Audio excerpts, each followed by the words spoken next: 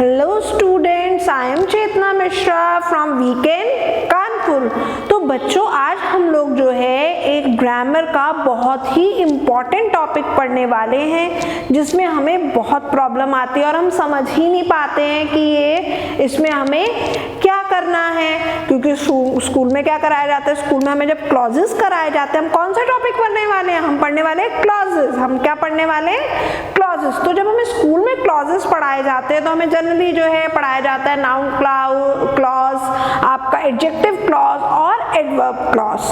तो हमें ये समझना है कि नाउन क्लॉज जो होता है वो क्या होता है, एडजेक्टिव क्लॉज क्या होता है, एडवर्ब क्लॉज क्या होता है। तो बच्चों, इस वीडियो को शुरू से लेकर के एंड तक देखिएगा जिससे कि आपके क्लॉज के रिगार्डिंग जितने भी डाउट्स हैं वो क्लियर हो जाए, क्योंकि हम इसको जब अलग अलग डिफरेंट बुक से पढ़ते हैं तो हमें डिफरेंट चीजें जो है इसके बारे में पता चलती है। कई जगह जो है फ्रेजेस से इसे कंपेयर कर दिया जाता है, कई जगह जो हमें क्लॉज के टाइप्स बता दिए जाते हैं और फिर उसके सब टाइप्स बता देते हैं। तो मैं आज आपकी जो है ये जितने भी डाउट्स हैं वो अपने इस वीडियो में क्लियर करने वाली हूँ। सबसे पहला लेकिन एक काम कर लीजिए, चैनल को सब्सक्राइब कर लीजिए। अगर आप नए हैं तो अपने फ्रेंड्स के साथ भी इस वीडियो को शेयर कीजिए जिससे कि उनके जो भी इंग्लिश के ग्रामर रिलेटेड डाउट्स हैं, क्वेरीज हैं, वो सब सॉल्व हो सके। तो चलिए बेटा, हम लोग स्टार्ट करते हैं क्लॉजेस। तो क्लॉजेस में हम लोग आज क्या पढ़ने वाले हैं? हम पढ़ने वाले हैं कि क्लॉजेस जो होते हैं क्या होते हैं, व्हाट इज क्लॉज, उसकी कितनी टाइप्स होती हैं और फिर उसकी कितने सब टाइप्स होते हैं। तो व्हाट इज क्लॉज? तो जनरली क्लॉज का कहा जाता है clause is a sentence which has a subject and a verb. मतलब ये कि कोई भी सेंटेंस जिसमें एक सब्जेक्ट होता है और एक वर्ब होती है, that is clause. Simple words में ये इसकी डेफिनेशन है, group of words having subject and verb. जो सब्जेक्ट होगा और वर्ब होगा दैट इज क्लॉज। तो यहाँ पे मैंने लिखा अ group of word that forms part of a sentence and has a subject and a finite verb of its own is called a clause। तो कोई भी जो है सेंटेंस जिसमें एक सब्जेक्ट होगा और वर्ब होगी, फाइनाइट वर्ब होगी, दैट इज कॉल्ड क्लॉज। अब इसके हमें यहाँ पे कुछ एग्जाम्पल दिए हैं। रुचि रीड्स। तो रुचि जो है बेटा वो क्या है? रुचि जो है एक सब्जेक्ट है। रुचि क्या है? सब्जेक्ट है। और रीड्स क्या है आपकी? यहाँ पे वर्ब है। दूसरा सेंटेंस हमें दिया है, we like the mobile that you bought. We like the mobile that you bought. तो यहाँ पे जो सब्जेक्ट है that is we and like is the verb. और लास्ट सेंटेंस दिया है, the child has a toy which is made of plastic. कि उस बच्चे के पास एक टॉय है जो किसका बना है? प्लास्टिक का बना है। तो द चाइल्ड जो है वो आपका सब्जेक्ट है, has is the verb here. ठीक है, तो यहाँ पे सिंपल जो है हमें सेंटेंस दे रखा है और हमें जो है बता रखा है कि ये एक क्लॉज है। कोई भी सेंटेंस जो है वो आपका क्लॉज होता है, लेकिन जब एक के साथ और सेंटेंसेस जुड़ जाते हैं तो वो क्लॉजेस जो है हमारे और जो है डिफरेंट टाइप के हो जाते हैं। यहाँ पे जैसे मैंने आपको बोला स्टार्टिंग में कि जो है क्लॉज की 3 टाइप्स हैं और उसके बाद उसकी सब टाइप्स हैं। लेकिन सिंपल फॉर्म में अगर आप क्लॉज को समझोगे तो क्लॉज जो होता है एक सेंटेंस होता है विच has a subject and a verb. एक सब्जेक्ट है उसमें और एक उसकी वर्ब है।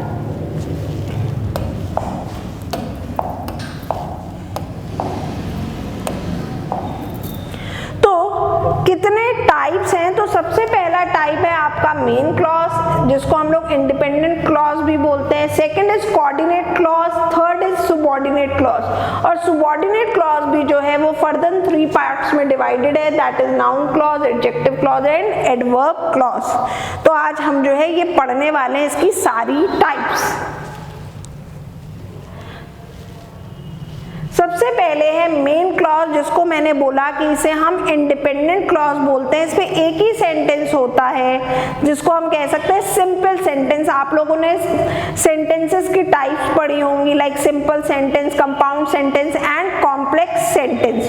तो जो सिंपल सेंटेंस सेंटेंस होता है वो हमारा बेसिकली एक जो है मेन क्लॉज होता है या इंडिपेंडेंट क्लॉज जो है वो होता है। क्यों? क्योंकि it is a group of words in a sentence having a subject and a verb. तो that is called main clause, is also known as, इसके न्यू नेम्स भी हैं, इसको जो है प्रिंसिपल क्लॉज भी बोलते हैं, मेन क्लॉज भी बोलते हैं और इंडिपेंडेंट क्लॉज भी बोलते हैं। A clause that does not need another clause to make sense is called main clause, principal clause और इंडिपेंडेंट क्लॉज की जिस क्लॉज को किसी दूसरे सेंटेंस की जरूरत नहीं पड़ती है that is your main clause. अब आप ये सोच रहे होगे कि मैम ने यहाँ बोला कि जो इंडिपेंडेंट होता है किसी दूसरे सेंटेंस की जरूरत नहीं पड़ती है, इसका क्या मतलब है?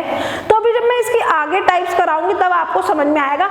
ये जो सेंटेंस होता है ये अपने आप में कंप्लीट होता है, मेन क्लॉज जो होता है वो अपने आप में कंप्लीट सेंटेंस होता है। मैंने जैसे आपको सिंपल सा बोला, Radha is an honest girl, Radha जो एक ऑनेस्ट गर्ल है, ठीक है। तो राधा जो है वो आपका सब्जेक्ट हो गया, इज जो हेल्पिंग वर्ब जो है वो है यहाँ पे, और एक कंप्लीट सेंटेंस है जो राधा के बारे में बता रहा है कि राधा जो है वो ऑनेस्ट गर्ल है, ठीक है।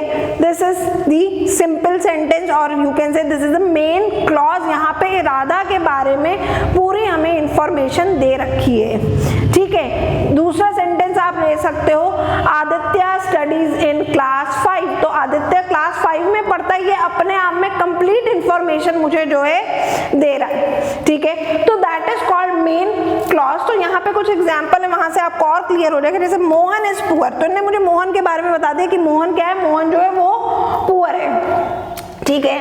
Anita plays piano beautifully, Anita जो है बहुत ही अच्छा पियानो प्ले करती है। तो ये अपने आप में मुझे अनीता की डिस्क्रिप्शन जो है पूरी की पूरी दे रहा है कि बहुत अच्छे से वो पियानो प्ले करती है। Third one is Rahman was studying hard for annual exam, के रहमान जो है वो अपने एनुअल एग्जाम्स के लिए बहुत अच्छे से बहुत मेहनत कर रहा है, पढ़ाई में बहुत मेहनत कर रहा है। तो यह तीनों सेंटेंस जो आपको दिए वो तीनों के तीनों अपने आप में एक कंप्लीट सेंटेंस है, हमें पूरी इंफॉर्मेशन जो है वो इस सेंटेंस से मिल रही है।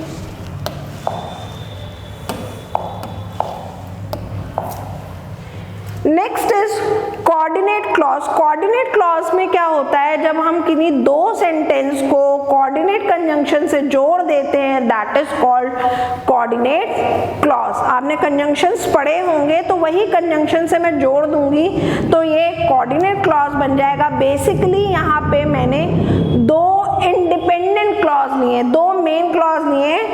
अगर मैं चाहूँ तो मैं उन्हें अलग अलग भी लिख सकती हूँ, वो अपने आप में कंप्लीट इंफॉर्मेशन मुझे देते हैं, ठीक है। लेकिन अगर मैं जो हूँ उसे किसी कंजंक्शन से जोड़ देती हूँ तो वो क्या बन जाते हैं, कोऑर्डिनेट क्लॉज बन जाते हैं। तो चलिए समझते हैं इसका क्या मतलब है।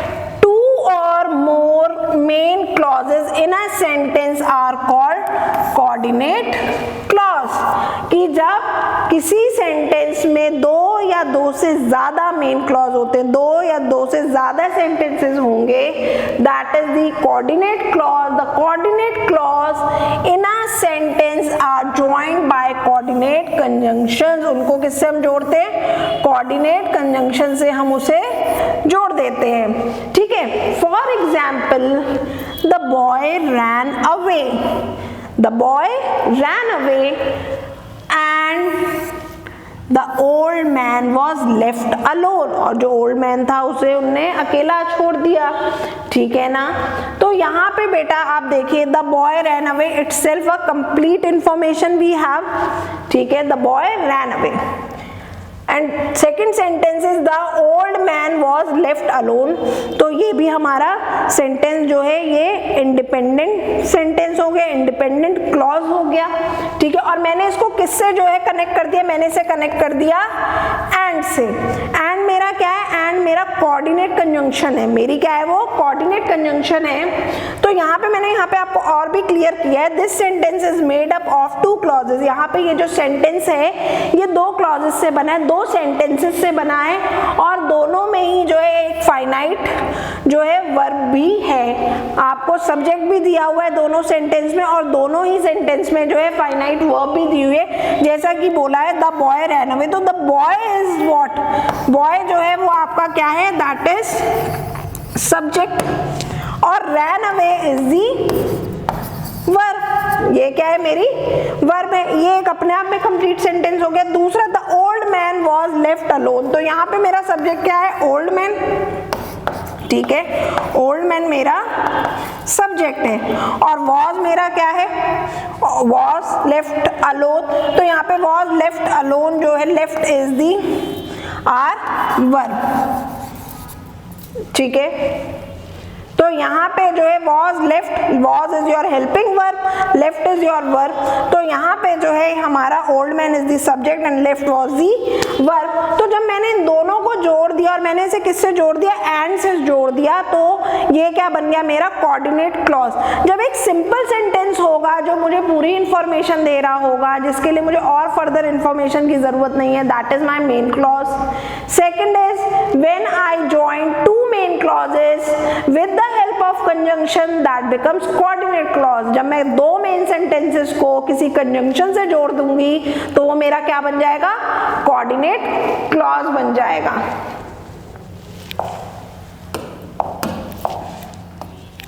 अब समझ लेते हैं कि कोऑर्डिनेट कंजंक्शंस कौन कौन सी होती है, मैम किस बारे में बात कर रहे हैं। तो कोऑर्डिनेट कंजंक्शन में मैंने सबसे पहले आपके लिए एग्जांपल जो रखा है दैट इज एंड। एंड की जगह पे we use and, both and, as well as, no less than, not only but also।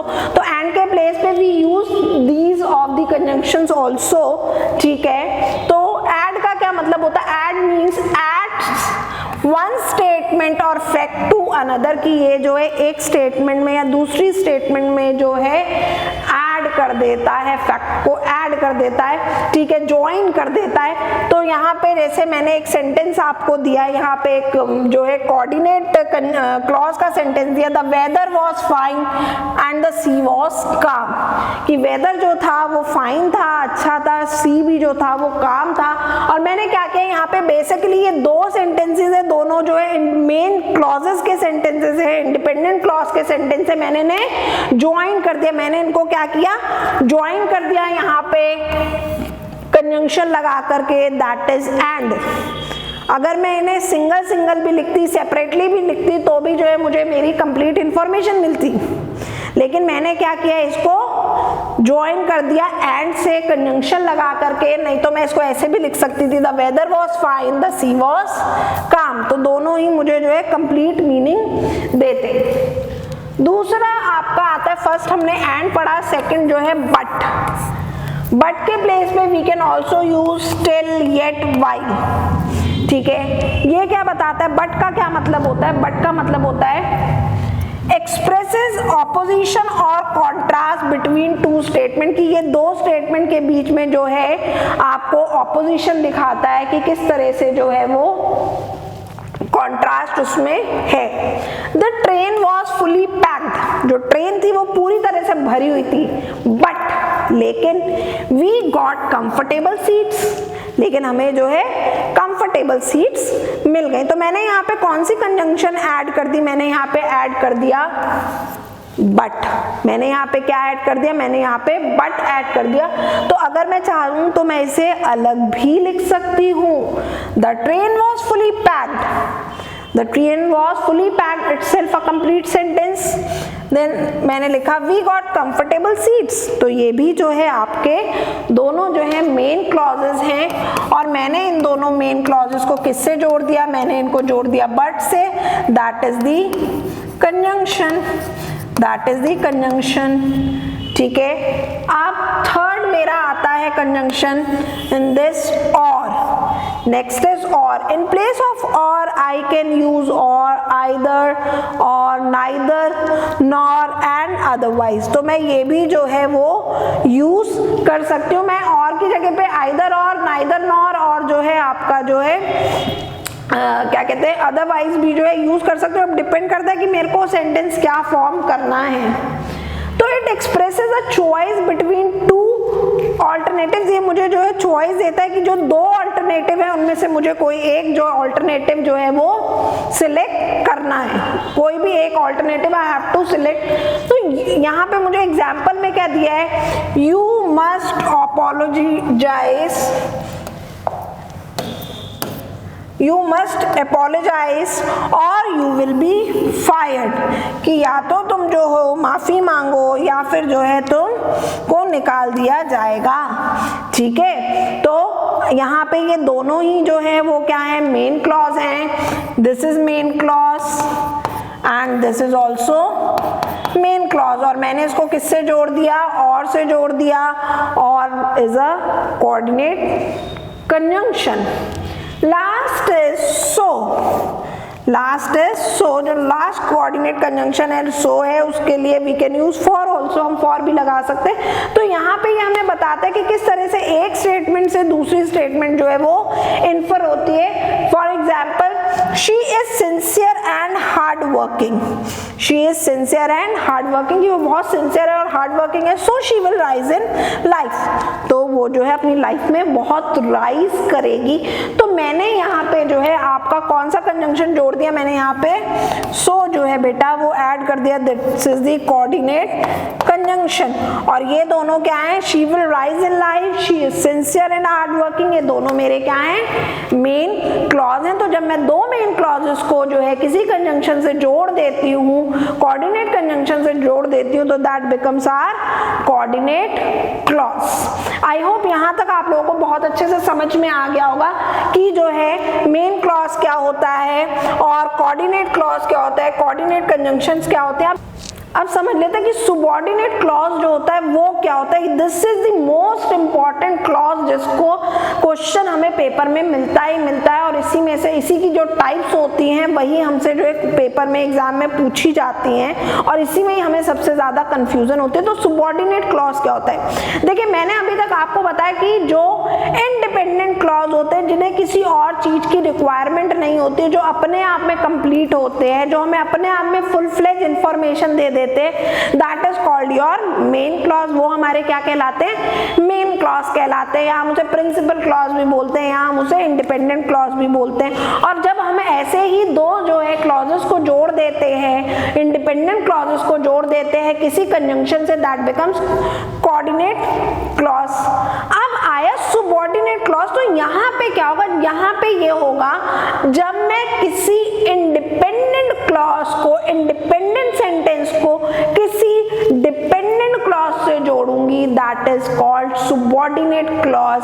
अब आपको सोच रहे होंगे कि what is this, what ma'am is saying, dependent clause. Yes, मैंने आपको पूरी इंफॉर्मेशन नहीं दी किसी सेंटेंस की, दो सेंटेंस को मैंने ज्वाइन किया लेकिन मैंने कंप्लीट इंफॉर्मेशन नहीं दी, तो that is the dependent clause. वहां पे उसे जरूरत होगी कि उसके साथ कोई और क्लॉज, मैं मेन क्लॉज जो है जोड़ूं, जिससे कि आपको पता चले कि एग्जैक्ट ये सेंटेंस क्या है, क्या कहना मैं चाह रही हूँ।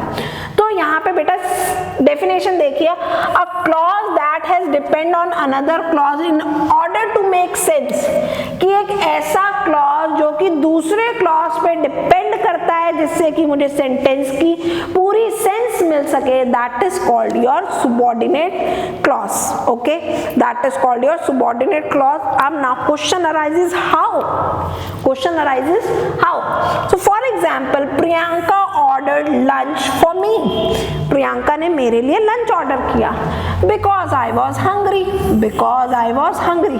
तो this is the main thing, because I was hungry. अगर मैं ये आपसे कहती हूँ बिकॉज आई वॉज हंग्री, तो आप कहोगे something is missing here, some information is missing hair.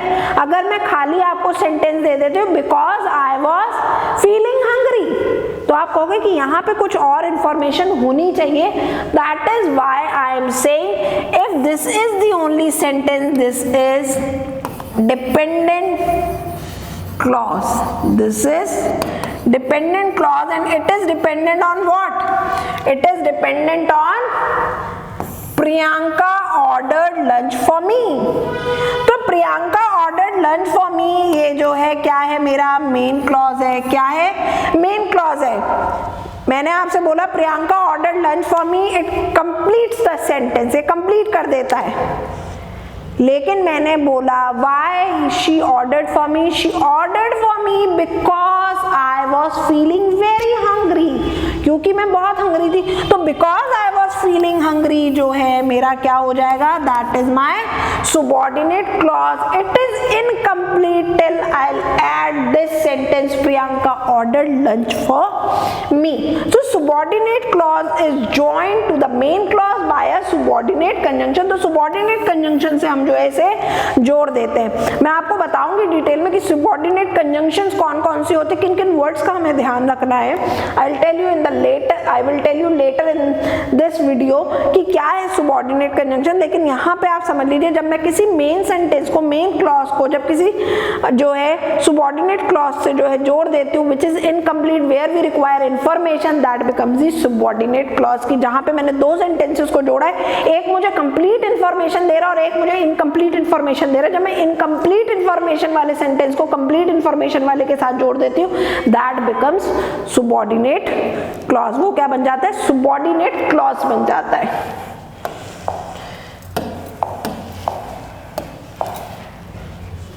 अब इसके टाइप्स, क्या क्या इसके टाइप्स हैं। तो सबसे पहला इसका टाइप है जो जिसे हमें पढ़ना है, जिसको हमें बहुत अच्छे से, इन तीनों जो है टाइप्स को हमें अच्छे से समझना है। पहला आपका नाउन क्लॉज है। नाउन क्लॉज के तीन पार्ट्स होते हैं, that is that clause, if, whether clause, who और which clause. Second is adjective clause. Adjective clause में आपके रिलेटिव प्रोनाउंस और रिलेटिव एडवर्ब्स होते हैं। और एडवर्ब क्लॉज तीसरा आपका ये है, which shows time, place, result, condition, comparison. तो ये सब हमें ये शो करता है एडवर्ब क्लॉज। सबसे पहला आ जाता है नाउन क्लॉज। तो जहां पे मुझे किसी नाउन के बारे में इंफॉर्मेशन मिल रही होती है, ठीक है, it can act as a subject और ऑब्जेक्ट, ठीक है, that is called the noun clause. A clause that behaves like a noun in a sentence, की कोई क्लॉज जो है नाउन की तरह जब बिहेव करता है, often acts as a subject और a object of a finite verb is called noun clause. तो उसको हम क्या बोलते हैं? नाउन क्लॉज बोलते हैं। सपोज कीजिए यहाँ पे मैंने आपको सेंटेंस दिया, whoever broke the vase, whoever broke the vase should clean up the mess, कि जिसने भी ये जो है वास तोड़ा है, उसको जो है ये जितना भी गंदगी फैला है, मेस जो फैला है, उसको ही क्लीन करना होगा। तो यहाँ पे मेरा सब्जेक्ट में जो है, our subject is acting as a noun clause. मेरा सब्जेक्ट जो है वो नाउन क्लॉज की तरह वर्क कर रहा है। कैसे? whoever broke the grass, vase, okay, हमें मालूम नहीं है किसने तोड़ा, that is why I have written whoever, that is why I have written whoever broke the vase। तो जिसने भी तोड़ा है। तो यहाँ पे ये कैसे एक्ट कर रहा है? This sentence is acting as a noun clause, this subject is acting as a noun clause, and you will even see that it is incomplete अगर मैं इसको खाली इतना ही लिख देती हूँ, whoever broke the grass, ठीक है। if I say whoever broke the vase, तो आप कहोगे no ma'am, something is missing there, some information should be there, कुछ information उसमें होनी चाहिए। तो जब तक मैं इसमें ये नहीं लिखूंगी या कोई सेंटेंस इसमें ऐड नहीं करूंगी, then इट इज इनकम्प्लीट। एक चीज और समझ लीजिएगा कि दो जो है आपके क्या कहते हैं, डिपेंडेंट क्लॉज को भी जोड़ करके मैं एक जो है सुबॉर्डिनेट क्लॉज जो है बना सकती हूँ। चलिए वापस से आते हैं इसमें। तो मैंने यहाँ पे क्या किया, यहाँ पे मैंने बोला whoever broke the vase should clean up the mess। तो ये सेंटेंस जो है it is incomplete if I will not right this should clean up the mess, और यहाँ मैं लिख दूँ he must be punished, ठीक है। तो जब तक मैं इसमें कुछ इंफॉर्मेशन ऐड नहीं करूंगी तो this sentence is incomplete, that is why we call it subordinate clause. अब देखिए मैंने बोला my dog eats, my dog eats, तो ये सेंटेंस अपने आप में कंप्लीट है, माय डॉग्स ईट्स, ठीक है। लेकिन मैंने उसके आगे लिखा दूसरा sentence whatever food I give him। अब मैं ये बोलूं whatever food I give him, this is the only subject, भूल जाइए इसको, the dog, ठीक है, द डॉग को भूल जाइए कि मैंने आपको द डॉग के बारे में कोई बात बोली। अगर मैं आपको सिर्फ इतना ही सेंटेंस दे देती हूँ whatever, मैं आपको सिर्फ इतना सेंटेंस दे देती हूँ whatever food I give, तो आप कहोगे कि किसको फूड दिया है भाई, किसको खाने के लिए दिया, मैम ने ये तो बताया ही नहीं है। तो this is what? This sentence is incomplete. This sentence is incomplete. It requires some information. इसको कुछ information चाहिए जिससे कि इसकी complete sense निकले, ठीक है। और यहाँ पे मैंने लिख दिया it depends on the object, ठीक है ना, where noun acts as an object is our noun clause, ठीक है। तो whatever food I gave him, कि मैं उसे जो भी फूड खाने को दूं, अब किसको, किसको, यहाँ पे किसकी बात हो रही, किसको, that is not given here, ठीक है। तो this is the noun clause and this sentence is incomplete without this my dog eats, my dog eats। आगे इसी में आपका आता है may be a complement of a verb or an object to a preposition। तो ये जो है noun clause जो होता है वो complement भी हो सकता है verb का और object भी हो सकता है preposition का। तो यहाँ पे से समझ लेते हैं, for example your promotion depends on how you work। तुम कैसा काम करते हो उस पर तुम्हारी promotion depend करेगी, ठीक है, on how you work। तो this is object of the object to the preposition, ठीक है। Second is it seems, तो it seems is it is complimenting what that he is sad, ठीक है। seems किसको कॉम्प्लीमेंट कर रहा है, he is sad, ठीक है। तो ये क्या है, noun clause, ठीक है। हम noun को ही जो है डिफाइन कर रहे हैं, तो जिस सेंटेंस में हम noun को ही डिफाइन करेंगे that is our noun clause, वो क्या होगा, हमारा noun clause होगा। Third point is this, it always begin with question words. जो क्वेश्चन वर्ड्स होते हैं उससे ही ये शुरू होता है, who, what, why, where, when.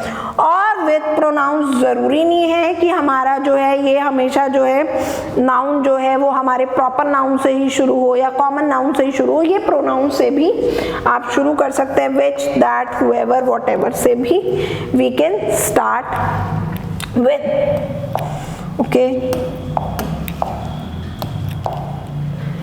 अब हम समझते हैं, अब ये एक्सरसाइज मैंने आपको दी है, यहाँ से आपको क्लियर हो जाएगा कि नाउन क्लॉज क्या है।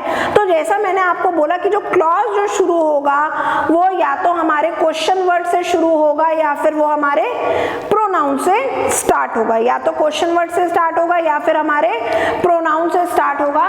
It always start with the question word और दी प्रोनाउन वर्ड। तो यहाँ पे सबसे पहला एग्जाम्पल दिया है, she said that her friends name was Sam. उसने क्या बोला कि उसके फ्रेंड का क्या नाम था, सैम था, ठीक है। तो यहाँ पे हमारा क्या है, यहाँ पे हमारा प्रोनाउन है दैट, ठीक है, that her friends name was Sam.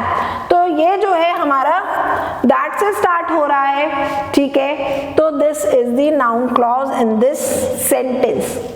Second is I don't know if my mother is at home, कि मुझे नहीं पता है कि क्या मेरी माँ जो है वो घर पे होगी। तो यहाँ पे ये it is starting from if my mother is at home, ठीक है, यहाँ पे आपका नाउन क्लॉज है। Second, please tell me, please tell me, अब it is starting with who is what, who is a question.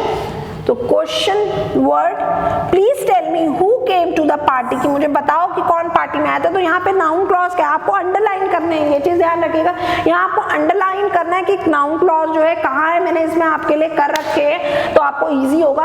Who came to the party, ठीक है। अगर मैं खाली आपको दे देती हूँ who came to the party तो आप नहीं नहीं समझ पाओगे what I am asking for, कि मैं आपसे क्या पूछ रही हूँ, ठीक है। लेकिन मैंने क्या बोला, please tell me who came to the party, कि कौन पार्टी में आया था, then you will be able to answer me. क्योंकि अगर मैं आपसे सिर्फ इतना कहती हूँ प्लीज टेल मी, ठीक है, तो प्लीज टेल मी में भी स्टिल यू आर कंफ्यूज कि मैम किस बारे में मुझसे पूछ रही हैं। तो मैंने इसे दूसरे डिपेंडेंट जो है क्लॉज के साथ जोड़ दिया, who came in the party, तो it becomes your noun clause.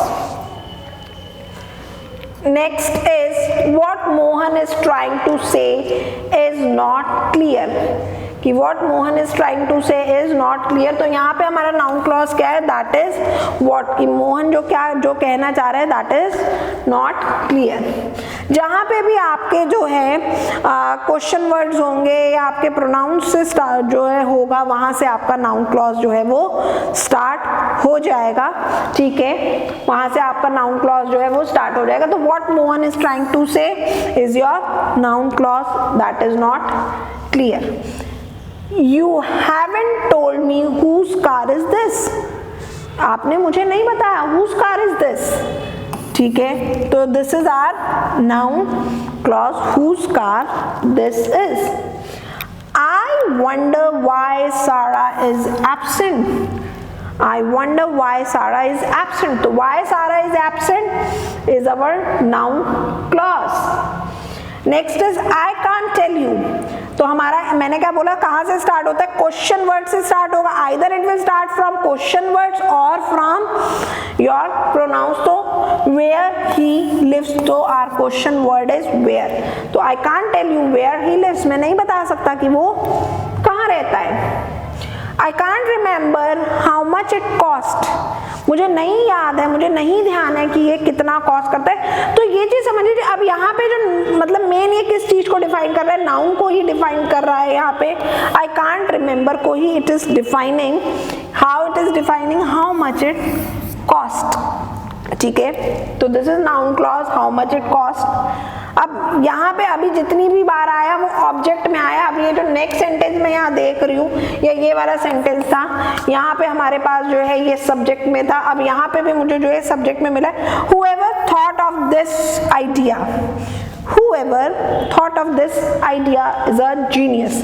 तो whoever thought of this idea is our noun clause in which whoever is our pronoun। whoever क्या है, pronoun है। next is I believe that everything happens for a reason।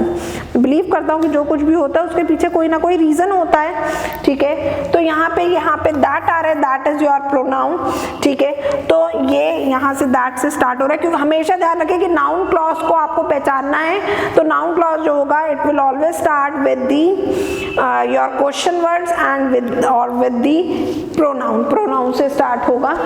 Last is I don't see you how you can get home in this rain, कि तुम इस बारिश के मौसम में कैसे, how you will go, ठीक है। तो I don't see, तो I don't see means से यहाँ पे क्या है कि मैं नाउन को ही और डिफाइन कर रही हूँ, मैं अपनी बात को ही डिफाइन कर रही हूँ कि मैं क्या सोच रही हूँ। तो I don't see how you can get in this rain। तो यहाँ पे हमें क्लियर हो गया नाउन क्लॉज को में जो है, जब हम नाउन को प्रोनाउन को ही जब डिफाइन करते हैं that is called our noun clause. उसको हम क्या बोलते हैं, नाउन क्लॉज बोलते हैं। जब हम नाउन को या प्रोनाउन को डिफाइन कर देते हैं that is called our noun clause, ठीक है। अब आ जाते हैं एडजेक्टिव पे। एडजेक्टिव आप लोग बहुत अच्छे से समझते भी होंगे। एडजेक्टिव क्लॉज से पहले हम समझ लेते हैं एडजेक्टिव क्या है। तो एडजेक्टिव आप समझते हैं डिस्क्राइब करना, ठीक है, डिस्क्राइब करना किसी चीज को, उसकी क्वालिटी बताना, ठीक है, दैट इज कॉल्ड एडजेक्टिव। उसको हम क्या बोलते हैं, एडजेक्टिव बोलते हैं। तो एडजेक्टिव क्लॉज में भी यही होगा कि जो भी आपको नाउन दिया है उसको जब आप डिस्क्राइब करोगे that is called adjective clause. क्या बोलेंगे उसे, एडजेक्टिव क्लॉज बोलेंगे। तो अ clause that functions like an adjective in a sentence, की जब कोई क्लॉज जो है एडजेक्टिव का वर्क करता है किसी सेंटेंस में that is called adjective clause. उसको हम क्या बोलते हैं, एडजेक्टिव क्लॉज बोलते हैं। तो सबसे पहले इस क्लॉज में पहला सेंटेंस आ रहा है, the house on the left, the house on the left which belongs to the Mishras is for sale, कि जो हाउस है on the left side it belongs to Mishras, ठीक है। तो आप जो है हाउस को जो है किस तरीके से डिस्क्राइब कर रहे हो, you are describing like this, on the left which belongs to Mishras, किसको बिलोंग करता है, मिश्रास को बिलोंग करता है, इज फॉर सेल। तो यहाँ पे जो ये है इतना portion, this is our adjective clause, ठीक है। आपने उसको कैसे जो है उसको डिस्क्राइब किया, आपने डिस्क्राइब किया विच बिलोंग्स टू दी मिश्रास, है ना। तो यहाँ पे आपका एडजेक्टिव क्लॉज है। ऐसे अगला सेंटेंस देखिए, द मोबाइल फोन। अब यहाँ पे आप क्या करो, the mobile phone which has a black cover, किसका ब्लैक कलर है, मोबाइल फोन। तो मोबाइल फोन को आपने कैसे डिस्क्राइब किया, आपने उसे ब्लैक कलर से, ब्लैक कवर से जो है डिस्क्राइब किया है। The mobile phone which has a black cover is mine, की जो ब्लैक कलर, जिसका ब्लैक कवर है जिस मोबाइल फोन का, वो मेरा है। तो यहाँ पे मेरा जो एडजेक्टिव क्लॉज लग रहा है वो यहाँ पे लग रहा है। जब मैं इसकी जो है क्वालिटी बता दूंगी, इसकी जो मेन इंपॉर्टेंट चीज बता दूंगी, यूनिक पॉइंट बता दूंगी, that is called our adjective clause. तो which has a black cover, तो यहाँ पे हमारा क्या है, एडजेक्टिव क्लॉज है। और ये एडजेक्टिव क्लॉज किसको डिस्क्राइब कर रहा है, मोबाइल फोन के फीचर को डिस्क्राइब कर रहा है। अब एडजेक्टिव क्लॉज क्या होता है, शॉर्ट में समझ लेते हैं। It tells something about the noun, ये जो है नाउन के बारे में मुझे जो है बताता है, ये मुझे जो है नाउन के बारे में बताता है, उसी की स्पेसिफिक जो चीज है, उसी की डिस्क्रिप्शन जो है, उसी को और ज्यादा जो है वो डिस्क्राइब कर देता है। begins with a relative pronoun, और ये हमेशा जो है relative pronoun से स्टार्ट होता है। तो relative pronoun आपके कौन कौन से हैं, who, whom, whose, that और which, ये हमारे क्या है बेटा, this is our relative pronoun. और रिलेटिव एडवर्ब से, या तो इसमें रिलेटिव प्रोनाउन होते हैं, वहां पे हमें क्या बताई थी, दो चीजें बताई थी, हमें क्वेश्चन वर्ड्स बताए थे नाउन क्लॉज में, और दूसरा हमको जो है प्रोनाउन जो है बोला था, ठीक है, कि या तो जो है हमारा जो है नाउन क्लॉज जो होता है, या तो वो मेरा क्वेश्चन वर्ड से स्टार्ट होता है, या फिर वो मेरा प्रोनाउन से शुरू होता है। वैसे ही मेरा एडजेक्टिव क्लॉज जो होता है वो मेरा रिलेटिव प्रोनाउन से शुरू होता है, या फिर मेरे रिलेटिव एडवर्ब से शुरू होता है, व्हेन, वेयर, व्हाई से, ठीक है। And answers the question which और हु, और किसको आंसर करता है, विच और हु को आंसर करता है। अब हम एक्सरसाइज करेंगे, उससे हमें और अच्छे से समझ में आएगा कि कैसे हम आइडेंटिफाई करें कि यहाँ पे जो है एडजेक्टिव क्लॉज, और एडजेक्टिव क्लॉज है तो वो कहाँ पे है। तो एडजेक्टिव क्लॉज में सबसे पहला सेंटेंस है, here is the novel that you wanted.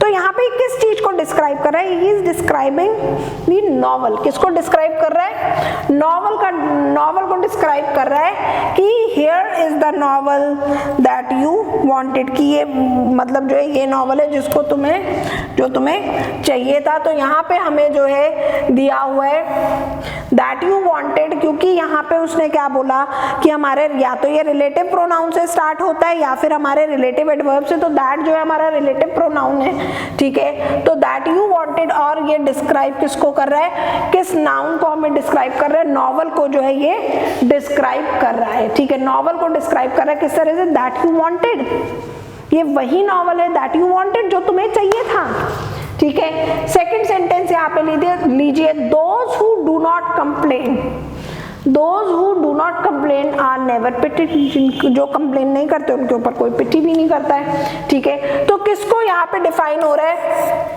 ठीक है। तो कंप्लेन की बात जो हो रही है वो किसके लिए हो रही है, दोज, ठीक है, those who do not complain, ठीक है।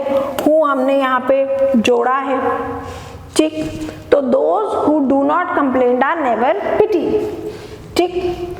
Second is grandfather remembers the old days when there was no television। तो grandfather किस चीज को रिमेम्बर करते हैं, किस चीज को रिमेम्बर करते हैं, ठीक है, the old days। क्यों, क्योंकि old days में क्या नहीं होता था, old days में आपका टेलीविजन नहीं होता था। तो ओल्ड एज को हमने किस तरीके से डिस्क्राइब किया है, when there was no television। Old age की क्या क्वालिटी थी, क्या फीचर था, that time we do not have televisions, ठीक है। Next is eco friendly cars. Eco friendly cars that run on electricity save gas. तो क्योंकि यहाँ पे जो है ये दैट से स्टार्ट हो रहा है, तो that run on electricity save gas, यहाँ पे ये क्या है, हमारा एडजेक्टिव क्लॉज है और ये किसको डिस्क्राइब कर रहा है? This sentence is describing eco friendly cars. मैं इको फ्रेंडली कार्स की आपको यहाँ क्या क्वालिटी बता रही हूँ? मैं आपको ये बता रही हूँ कि that they run on electricity and save gas, ठीक है, they run on electricity and save gas, की वो जो है इलेक्ट्रिसिटी पे चलती है, गैस सेव करती है, eco friendly cars. This is the quality of eco friendly car. Next is fast food. अब मैं फास्ट फूड को डिस्क्राइब करूंगी, how, which most people love. तो विच, क्योंकि ये विच से स्टार्ट हो रहा है और यहाँ पे हमें बिल्कुल हमें जो है स्टार्टिंग में ही बताया गया था कि या तो रिलेटिव वर्ब से रिलेटिव प्रोनाउन से स्टार्ट होगा या रिलेटिव एडवर्ब से स्टार्ट होगा, ठीक है। तो यहाँ पे उन्होंने विच जोड़ दिया है, विच मोस्ट पीपल लव, तो which is our relative adverb. तो यहाँ पे जो है हमें जो है क्या बताया, फास्ट फूड को कैसे डिस्क्राइब किया है, विच मोस्ट पीपल लव, जिस बहुत लोग जो है जिसे पसंद करते हैं, is not good for our health, और वो हमारी हेल्थ के लिए अच्छा नहीं है। तो here we are describing fast food, fast food is the noun, and how we are describing this, the most people loved it and it is not good for our health. तो अगर आपसे पूछा जाए कि एडजेक्टिव क्लॉज कहाँ है, तो आप कहेंगे most people love it and is not good for our health, this is our adjective clause, ठीक है। अगर मैं आपको खाली ये दे देती हूँ which most people love and is not good for our health, तो आप पूछोगे ma'am this is incomplete, that is why I added the word fast food, I added the word fast food which completes the sentence, okay. Next is Mr. Rao is the teacher who helped me understand the basics of maths। तो अब मैं यहाँ पे किसको describe कर रहा हूँ, I am describing mister Rao is the teacher. तो मैं एक टीचर जो है, मिस्टर राव एक टीचर है, उनको डिस्क्राइब कर रही हूँ, mister Rao is the teacher, itself a complete sentence. पर अब मैं उनकी क्वालिटी बताने जा रही हूँ। जब मैं क्वालिटी बता रही हूँ, ठीक है, तो वहां से मेरा जो है, जब मैं क्वालिटी बता रही हूँ और मैंने वहां पे आपका या तो रिलेटिव प्रोनाउन ऐड कर दिया या फिर मैंने उसमें जो है रिलेटिव एडवर्ब लगा दी, तो वहां पे मेरा क्या हो जाएगा, एडजेक्टिव क्लॉज हो जाएगा। तो mister Rao is the teacher who help me understand the basics of maths, कि उन्होंने जो है मुझे हेल्प किया कि मैं मैथ्स के बेसिक्स जो है वो समझ सकूं। तो here I am describing mister Rao is the teacher. तो मैं मेन जो है टीचर को I am describing, he is the teacher who helped me to understand the basics of maths। Next sentence, this is the park, this is the park where people take their pets for a walk। तो I am starting from here। अगर मैं इतना भूल जाऊं, यहाँ पे लिखा है where people take their pets for a walk, तो आप कहोगे ma'am where people take their pets for a walk, ठीक है। तो यहाँ पे क्वेश्चन आता है, तो where people take their pets for a walk, they take them to the park। तो here I am describing park। तो यहाँ पे मैं जो हूँ आपका पार्क जो है वो डिस्क्राइब कर रही हूँ। Next sentence, that young boy who broke the window pane is here। तो who broke the window pane is our adjective clause, and whom it is describing, it is describing young boy, okay, it is describing, it is giving a quality or telling important thing about the young boy।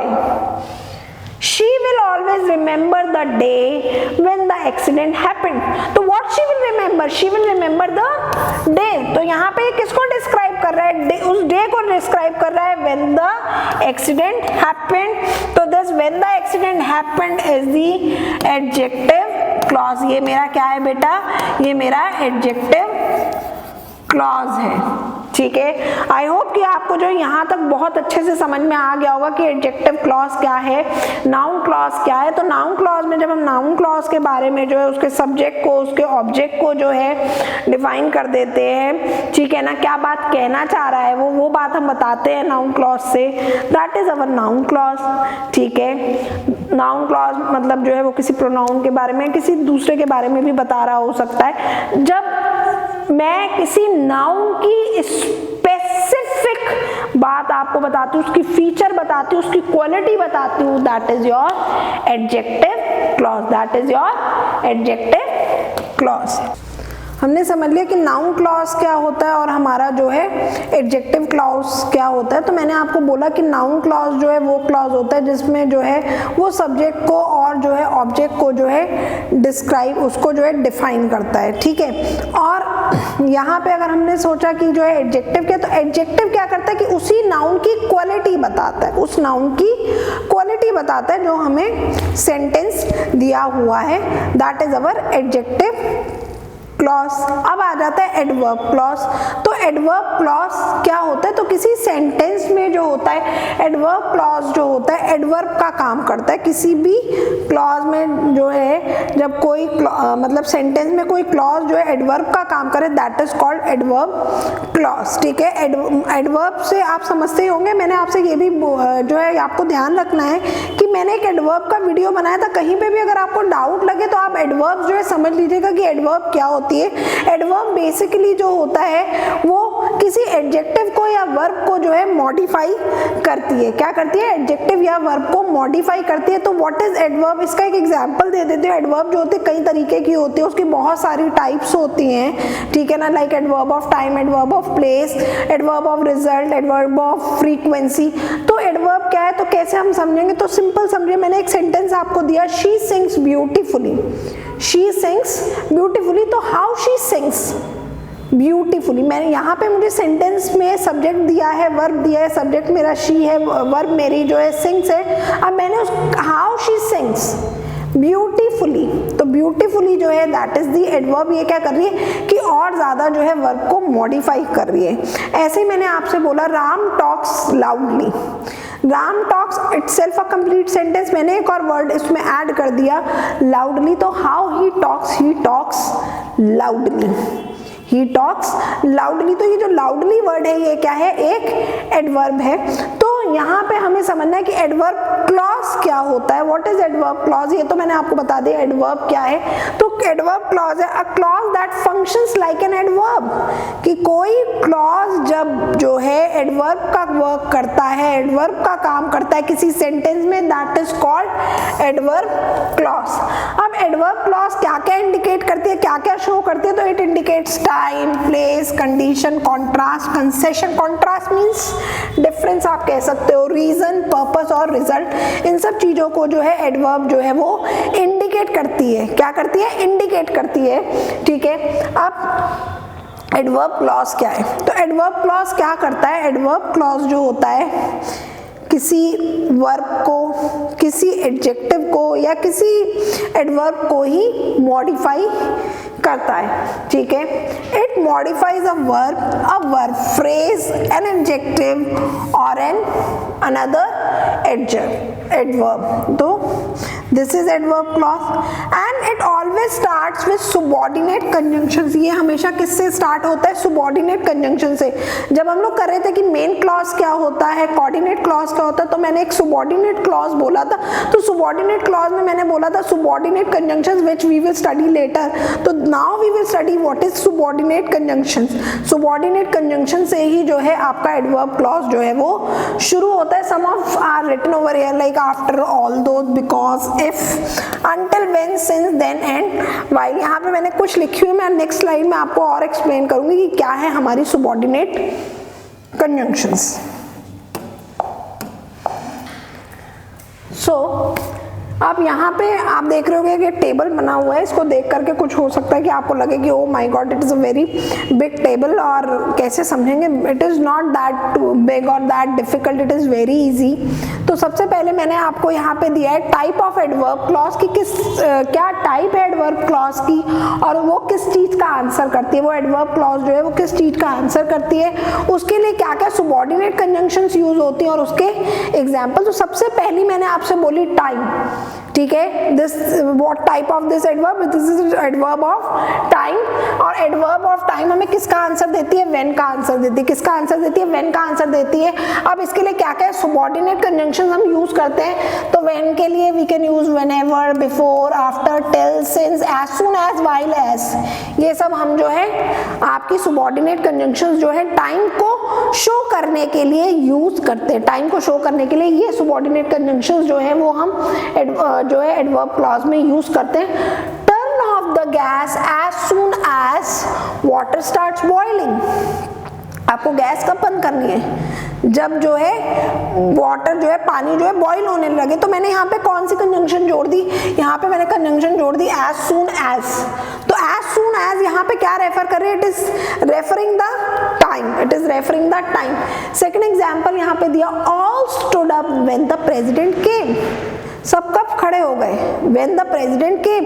यहाँ पे हमें exact timing नहीं दी गई है, यहाँ हमें exact timing नहीं बताई गई, यहाँ पे उन्होंने क्लियरली हमें बोला कि when all stand up, so when the president came all stand up, ठीक है, ऑल स्टूड अप, ठीक है, तो when is here showing the time. Third sentence is I came across an old friend as I was walking to the school. तो मैं अपनी friend से कब मिली, जब मैं स्कूल जा रही थी, जब मैं स्कूल जा रही थी। तो एज जो है मेरी क्या है बेटा, यहाँ पे जो है एज मेरी जो है subordinate conjunction है, और यहाँ पे मैंने एज को कैसे यूज किया है, टाइम के लिए यूज किया है। मैंने टाइम कैसे डिफाइन किया, मैंने यहाँ पे टाइम डिफाइन किया है as I was walking to the school, कि जो है मैं जो हूँ अपने स्कूल के लिए जा रही थी। Then that time I met my old friend, ठीक है, that time I met my old friend when I was going to the school। तो मैंने यहाँ पे when ना लगाने की जगह it is giving the answer of when, but I have used as, okay, मैंने यहाँ पे as जो है यूज किया। तो ये वर्ड्स जो मैंने यहाँ पे subordinate conjunction में दिए, ये वर्ड्स जो है मुझे टाइम जो होता है उसको शो करते हैं, ठीक है। नेक्स्ट सेकंड इज प्लेस, ये हमारा टाइप ऑफ एडवर्ब क्लॉज क्या है, प्लेस। प्लेस जगह को रिप्रेजेंट करता है, जगह के लिए हम क्या लगाते हैं, वेयर, ठीक है। It answers the question where, where को आंसर करता है। तो वेयर की जगह यहाँ पे मतलब जो है वेयर एवर का भी सेंटेंस हो गया, एनीवेयर भी हो सकता है। तो जहाँ पे हमें प्लेस का आंसर मिल रहा हो, that is the adverb of place, that is the adverb of place. Example देखिए, the rabbit can go anywhere he wants, कि रैबिट जो है वो कहीं भी जा सकता है जहां वो जाना चाहता है, anywhere he wants to go, ठीक है। तो anywhere is the place here, it is telling me where can rabbit go, तो the rabbit can go anywhere he wants. तो एनीवेयर यहाँ पे जो है आपका प्लेस का काम कर रहा है। Second is she found her bag where she had left it in the shop, ठीक है। तो उसको अपना बैग कहाँ मिला, जहां पे उसने शॉप पे छोड़ा था, ठीक है ना। So where did she find her bag, question is this, where did she find her bag, she found her bag where she left in the shop, जहां उसने दुकान में छोड़ा था वहां पे उसको बैग मिला। तो यहाँ पे ये जो वेयर है ना, where she left in the it in the shop, it is adverb of place. Adverb of place basically आपका यहाँ पे वेयर है, और this is your adverb clause. यहाँ पे बेटा ये क्या है जो मैंने अंडरलाइन किया है पूरा, that is your adverb clause. Third आ जाते हैं, third is result. Third is result. तो रिजल्ट हमें किसका आंसर कर रहा है, व्हाट हैपेंड, क्या हुआ, व्हाट हैपेंड। तो हम लोग जो है रिजल्ट के लिए सो दैट या सच दैट, यहाँ पे मैंने डॉट डॉट लगाया, तो इसका मतलब है कि सो पहले आएगा, उसके बाद कोई वर्ड होगा, या दो तीन वर्ड्स भी हो सकते हैं, जरूर नहीं है कि सिंगल वर्ड ही होगा। तो डॉट डॉट का मतलब है it is a blank, okay. So blank that, एक सेंटेंस में सो भी आ रहा है, दैट भी आ रहा है, और उसके बीच में ब्लैंक है, उसमें आपने कुछ वर्ड्स जो है वो यूज किए। He spoke so fast that I could not take down any notes, ठीक है। क्यों इतना जोर से बोलता है कि मैं कुछ भी जो है नोट नहीं कर पाया, मैं नोट्स नहीं बना पाया, ठीक है। तो यहाँ पे वो क्या बता रहा है, what happened when he spoke so fast, what happened, what happened when he spoke so fast, ठीक है। तो यहाँ पे क्या है, he spoke so fast that I could not take down any notes. तो यहाँ जो है बेटा आपका एडवर्ब क्लॉज लग रहा है, ठीक है। और एडवर्ब क्लॉज क्यों लग रहा है, because he spoke so fast, है ना, वो बहुत फास्ट बोलता है, बहुत जल्दी जल्दी बोलता है, that is why I couldn't take any notes. It is the result of what, किस चीज का रिजल्ट है, कि वो बहुत फास्ट बोलता है। सेकेंड एग्जाम्पल देखिए, there was such a loud noise that I could not have even a wink of sleep, कि इतना ज़्यादा शोर था कि मुझे नींद की एक झपकी तक ही नहीं आई, एक झपकी भी नहीं आई। तो रिजल्ट क्या है, किसका रिजल्ट है? पहला, सबसे पहले किस चीज का रिजल्ट है? Result of loud noise. Loud noise का क्या रिजल्ट है? That I could not even a wink of sleep, कि मुझे एक झपकी भी नहीं आई। ठीक है, व्हाट हैपन का हमें आंसर मिल रहा है। And why?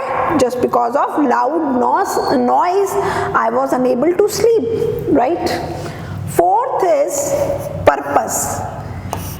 ये हमें पर्पस बताता है। अब यहाँ पे भी सो दैट है, इसके ऊपर भी सो दैट था। तो जो ऊपर वाला आपका रिजल्ट वाला सो दैट था, मैंने बोला कि उस सो और दैट के बीच में ब्लैंक है, बट यहाँ पे ब्लैंक नहीं है। They will come together, they will come together.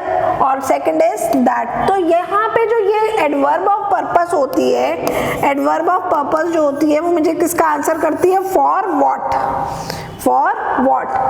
तो purpose, she works hard so that she may get scholarship।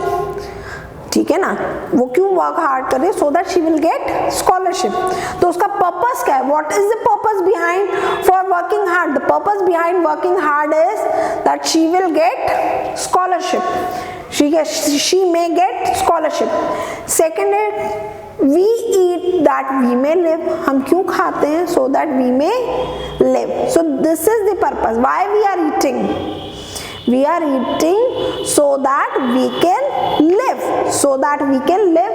तो यहाँ पे सेंटेंस क्या है? we eat that we may live, that we may live। तो यहाँ पे ये जो मैंने दोनों चीजें अंडरलाइन करी हैं, these are the adverb of purpose। ये किसका एडवर्ब, किस चीज की एडवर्ब है? एडवर्ब ऑफ पर्पस है।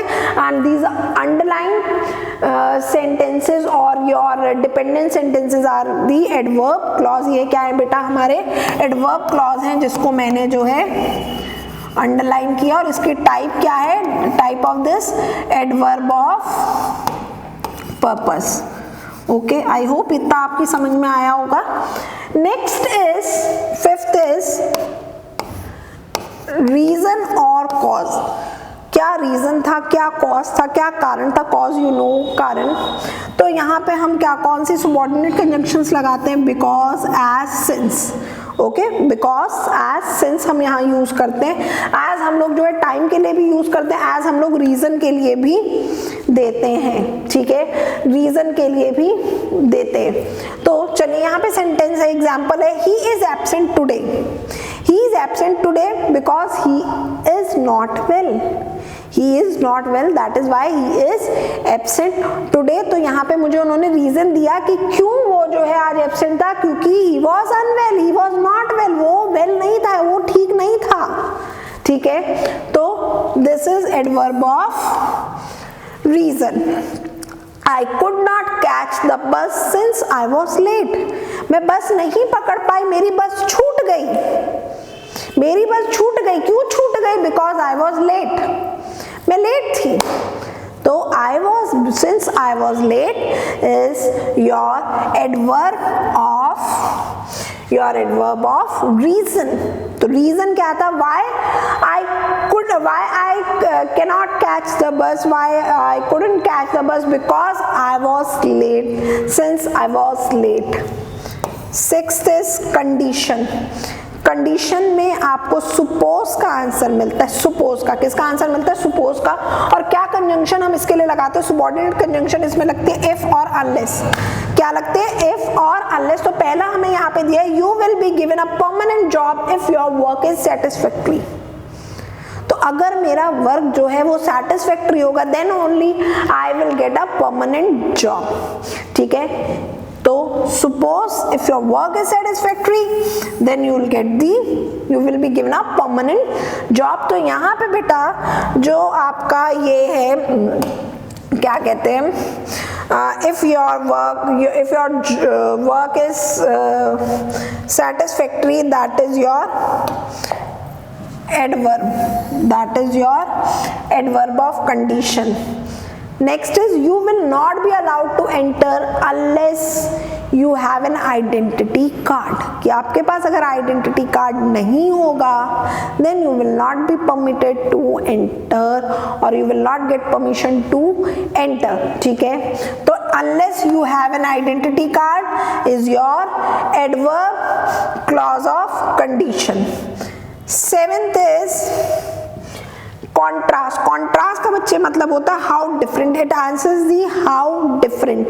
मैंने आपको कॉन्ट्रास्ट का वैसे भी बोला था कि डिफरेंस जहां पे आ जाता है दैट मींस कॉन्ट्रास्ट। तो this adverb of contrast gives us the answer of how different. तो इसके लिए क्या क्या सबऑर्डिनेट कंजंक्शंस वी यूज दो, ऑल्दो, येट, सॉरी दो, ऑल्दो, येट। ऑल्दो येट में जो है आपका जो है बीच में ब्लैंक है, तो ये दोनों साथ में ही आएंगी, although yet, even if, okay.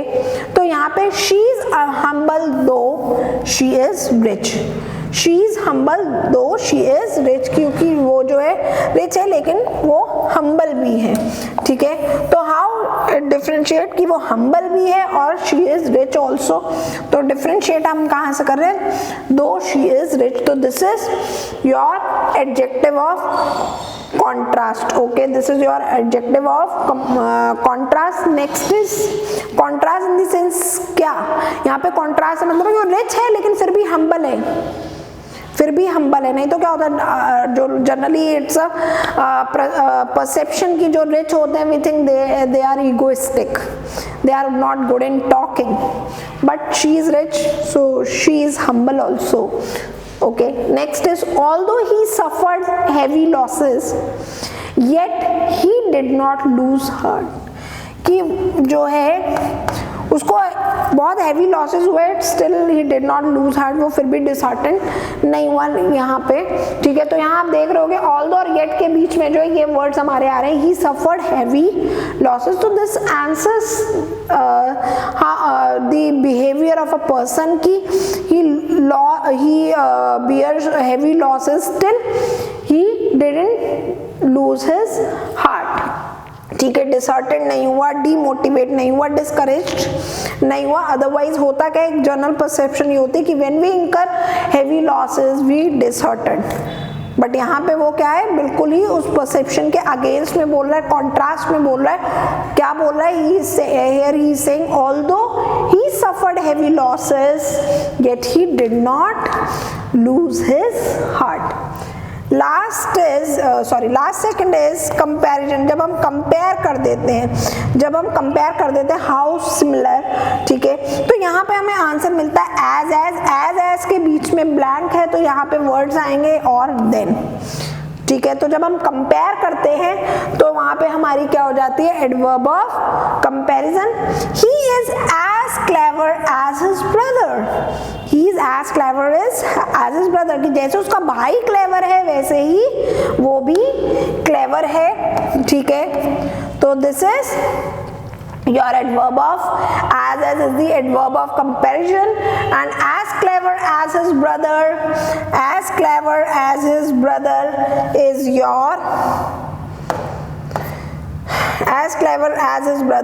your adverb clause। ये क्या है आपका adverb जो है clause है। फिर हमें सेकंड एग्जांपल दिया, Anu is cleverer than her sister, कि अनु जो है वो अपनी बहन से ज्यादा क्लेवर है, ठीक है। कंपेयर किया है दोनों बहनों को, तो हमने यहाँ पे क्या लगा दिया, देन लगा दिया, ठीक है।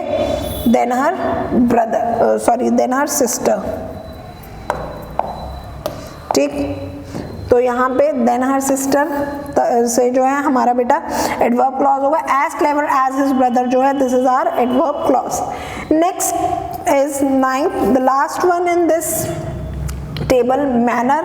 जो मैंने आपको बोला था लाइक शी सिंग्स ब्यूटीफुली, तो this is the adverb of manner, beautifully is the adverb of manner. अब हम एडवर्ब ऑफ मैनर जो है वो यहाँ पे किस तरीके से शो करते हैं, उसके लिए सबऑर्डिनेट कंजंक्शंस लगाते हैं, एज और एज इफ। या तो एज लगा होगा, यहाँ कहीं एज इफ लगा है तो it is a subordinate conjunction of adverb clause, okay.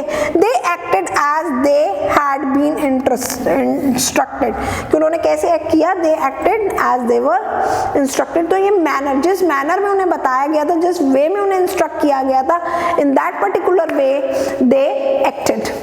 He behaved he were angry, कि उसने ऐसा बिहेव किया कि जैसे कि वो जो है it will be he was angry, he behaved as if he was angry, कि वो जो है गुस्सा हो, उसने इस तरीके से बिहेव किया था। यहाँ मार्क कर लीजिएगा, यहाँ पे वर की जगह was होगा, तो he behaved as if he was angry, कि उसने बिल्कुल वैसा ही बिहेव किया जैसे कि वो मतलब बहुत गुस्से में हो। तो this is the kind how he behaved as if he was angry. How they acted as they had been instructed, they acted like the same they were instructed. तो आई होप कि आपको जो है ये समझ में आया होगा कि क्या हमारी एडवर्ब की जो है टाइप्स हैं, क्या सुबॉर्डिनेट कंजंक्शन, और किस तरीके से हम जो है इन सुबॉर्डिनेट कंजंक्शंस को, एडवर्ब्स को जो है हम यूज करते हैं एडवर्ब क्लॉज में। अब हम इसकी एक एक्सरसाइज कर लेते हैं, तो आपका हमारा आज ये टॉपिक जो है यहाँ फिनिश हो जाएगा। पहले से समझ लीजिए, बहुत इंपॉर्टेंट है, बहुत मतलब जनरली हम लोगों को most of the time we get question from the adjective और द एडवर्ब क्लॉज। चलिए, तो यहाँ पे हमें दिया I can not go on holiday, मैं हॉलीडे पे नहीं जा सकती। Y? Because I don't have enough money, मेरे पास इनफ मनी नहीं है। तो this is the reason, it is giving me the reason why I can not go on holiday, because I don't have enough money. तो यहाँ पे मुझे reason दे रहा है कि मेरे पास जो है इनफ मनी नहीं है। This is the your subordinate conjunction I use because है। तो जहाँ बिकॉज हमारा होता है वहां पे it is adverb of reason. Next is she ate as if, अभी हमने किया था एज इफ, तो she ate as if she were starving for years. तो how she eight, how did she ईट और हाउ शी एट, या मैं आप सिंपल बोलती हूँ हाउ डिड शी ईट, कैसे खाया उसने। She ate as if she has been starving for many years, कि उसने जैसे बहुत सालों से ना खाया। In this way she took her lunch or dinner. Okay, next is you should arrive at school before 10:30 a.m. before 10:30, not a.m. you should, it will be